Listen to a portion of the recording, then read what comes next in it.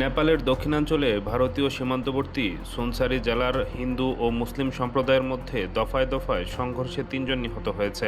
পরিস্থিতি নিয়ন্ত্রণে আনতে একাধিক জেলায় অনির্দিষ্টকালের জন্য কারফিউ জারি করেছে স্থানীয় প্রশাসন।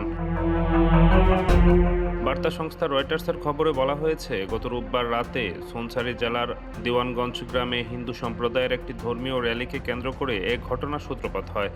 র্যালিতে উচ্চ শব্দে গান বাজানো এবং ধর্মীয় পতাকা টানানো নিয়ে দুই সম্প্রদায়ের মধ্যে প্রথমে বাকবিতণ্ডা শুরু হয়, পরে তা সংঘর্ষের রূপ নেয়।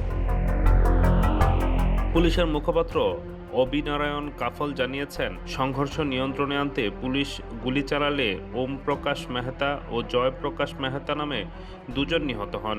এ ঘটনার জেরে পার্শ্ববর্তী এলাকাগুলোতে উত্তেজনা ছড়িয়ে পড়ে।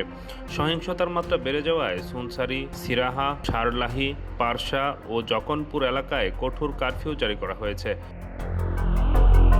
তবে বৃহস্পতিবার সিরহা জেলায় কারফিউ অমান্য করে বিক্ষোভ করার সময় গণেশ যাদব নামের আরেক ব্যক্তি গুলিবিদ্ধ হন। পরে তিনি হাসপাতালে মৃত্যুবরণ করেন।